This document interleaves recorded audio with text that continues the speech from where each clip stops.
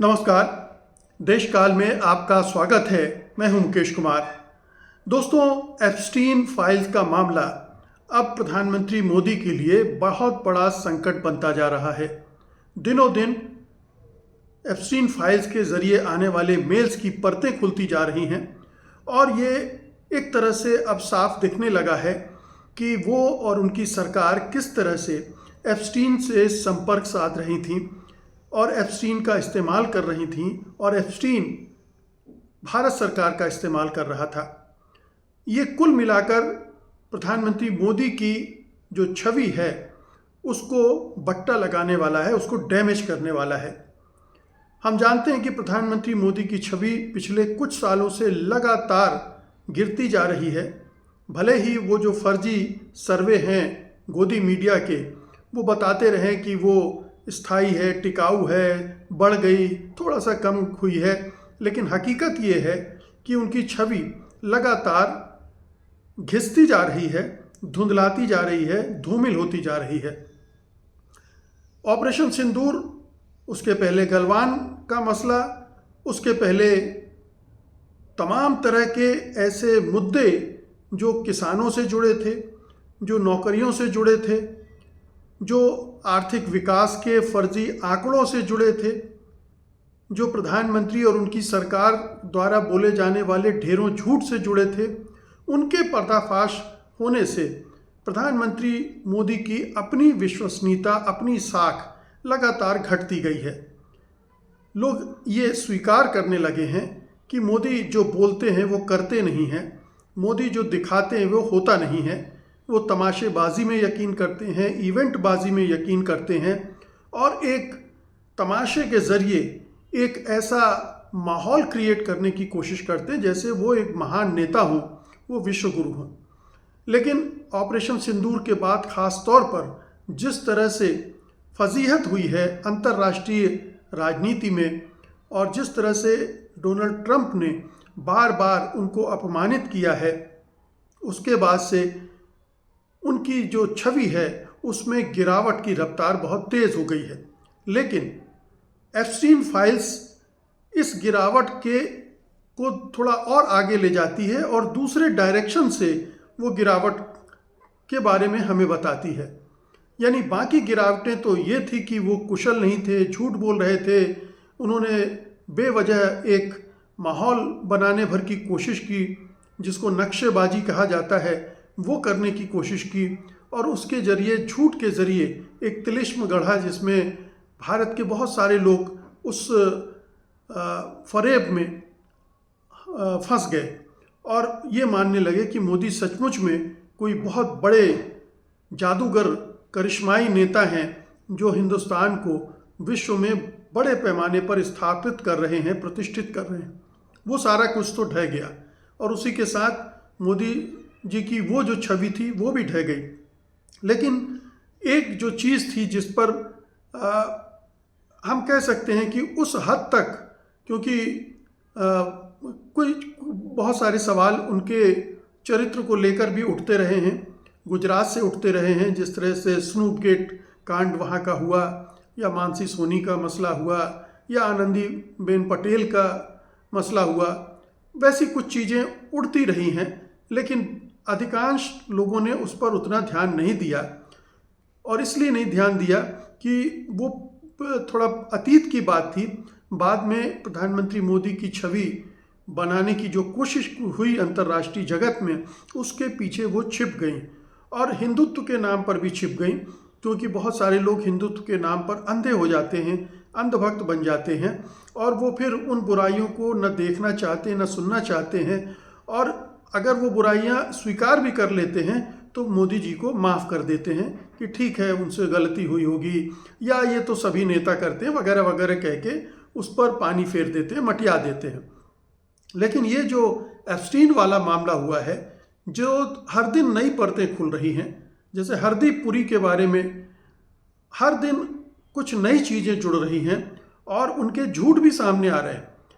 उन्होंने कहा कि 3-4 बार मिले थे, लेकिन अब सामने आया कि 3-4 बार नहीं, वो दरअसल 14 बार मिले थे। 2 साल के अंतराल में 14 बार वो एप्स्टीन से मिले थे और उनके और एप्स्टीन के बीच में 62 मेलों के जरिए खतो किताबत हुई। और ये 62 मेल तो अभी जो 10% एप्स्टीन फाइल्स की सामने आई हैं उनके आधार पर कहा जा रहा है। अभी नए डॉक्यूमेंट्स और अगर रिलीज होते हैं तो उनमें और जाने क्या क्या बातें सामने आ सकती हैं। तो हरदीप पुरी जिस तरह के किरदार निकल कर सामने आ रहे हैं एप्स्टीन फाइल्स के जरिए, वो केवल हरदीप पुरी नहीं है। हरदीप पुरी किस हैसियत से एप्स्टीन से मिल रहे थे, क्या बातें कर रहे थे, क्यों कर रहे थे, किसके लिए कर रहे थे, ये जो तार हैं ये सीधे दिल्ली से जुड़ते हैं, दिल्ली में प्रधानमंत्री मोदी से जुड़ते हैं। और फिर यहाँ से एक बड़ा नैतिक प्रश्न खड़ा हो जाता है कि क्या प्रधानमंत्री मोदी ने अपनी नैतिकता को ताक पर रख दिया था? अपने वैश्विक संबंध बनाने के लिए उन्होंने एक बलात्कारी, एक सेक्स अफेंडर की मदद लेने की कोशिश की और उसके लिए हरदीप पुरी को लगाया। वहाँ अनिल अंबानी लगे हुए थे और पता नहीं आगे चल के हमें इसके बारे में और क्या क्या जानकारियाँ मिलेंगी कि और कौन लोग थे जो एप्स्टीन के ज़रिए मोदी जी की मदद कर रहे थे या मोदी उनके ज़रिए एप्स्टीन की मदद हासिल कर रहे थे। अभी तक कोई भी एक ऐसा मेल नहीं आया जिसके आधार पर यह कहा जा सके कि मोदी जी खुद इन्वॉल्व हैं उस पूरे मामले में। लेकिन इनडायरेक्ट कनेक्शन साफ दिख रहे हैं। आखिरकार हरदीप पुरी की कोई हैसियत नहीं थी।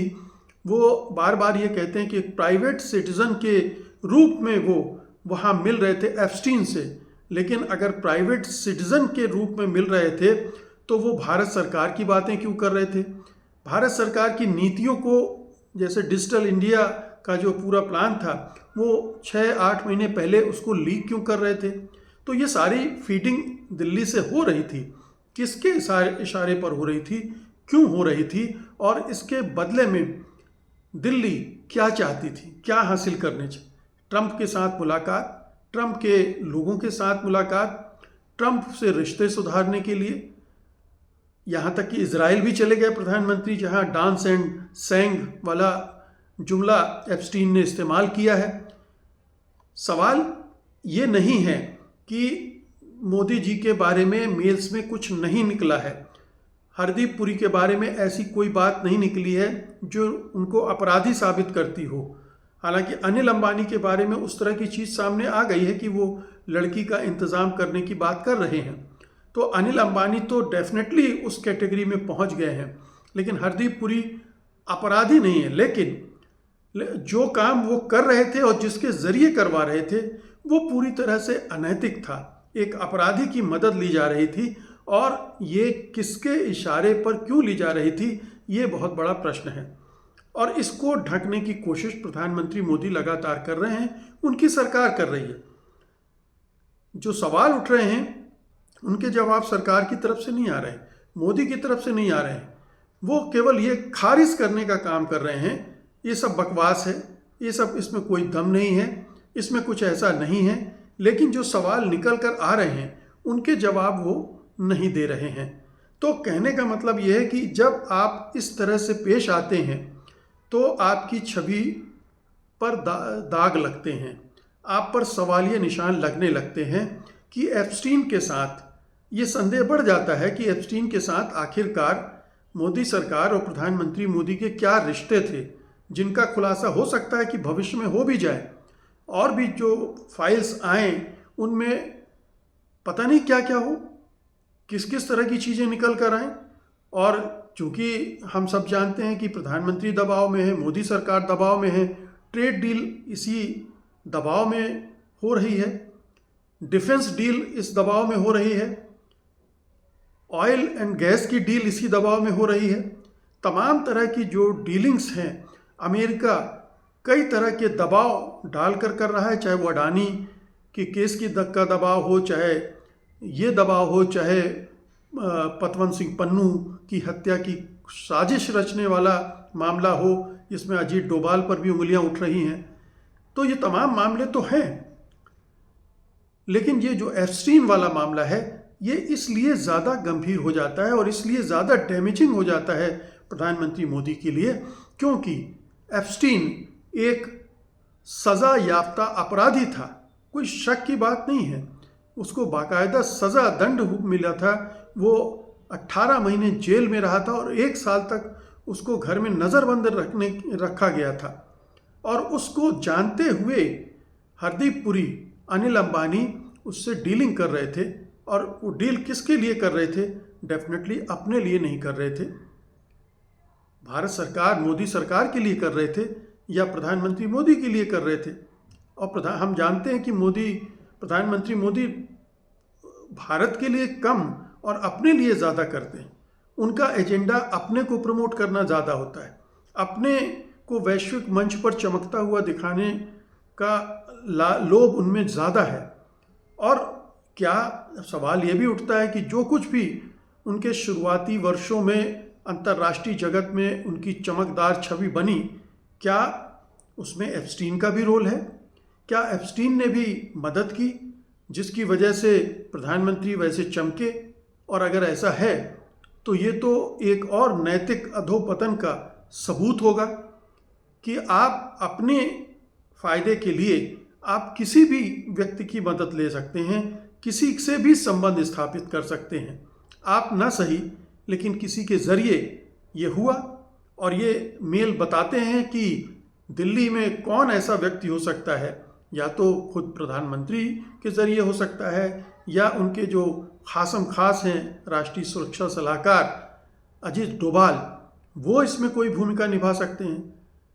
चाहे अजीत डोभाल हों चाहे खुद प्रधानमंत्री हों, दोनों ही केसेस में प्रधानमंत्री ही जिम्मेदार माने जाएंगे, क्योंकि आखिरकार अंतिम फैसला तो अजीत डोभाल भी उनके निर्देशों के बिना तो कोई कदम उठाते नहीं होंगे। उन्होंने ही ये आगे बढ़ाया होगा, उनके ज़रिए ही ये चीज़ें हुई होंगी। अगर अजीत डोभाल इसमें कोई कड़ी हैं तो, और अगर वो नहीं है तो हो सकता है कि ये सीधे संपर्क में हो हरदीप पुरी और अनिल अंबानी, तो उनके पुराने खैर ख्वाह हैं ही, हम सब जानते हैं। तो ये जो एक सेक्स वाली जो चीज़ होती है वो किसी भी नेता की छवि को और भी गिराती है, उसको और भी बदनाम करती है।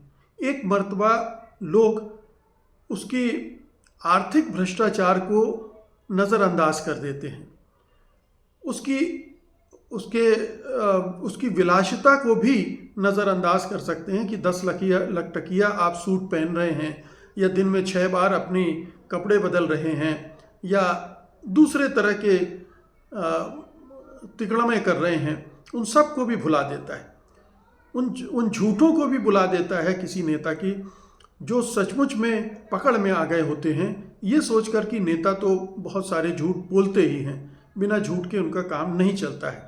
हालांकि डेमोक्रेसी में ऐसा होना नहीं चाहिए, और ख़ास तौर पर उन नेताओं को जो ये दावा करते हों कि वो बड़े ईमानदार हैं, न खाऊंगा न खाने दूंगा वाले हैं, ऐसे लोगों को लोग अगर ये करते हैं तो और भी बड़ा पाखंड सामने आता है।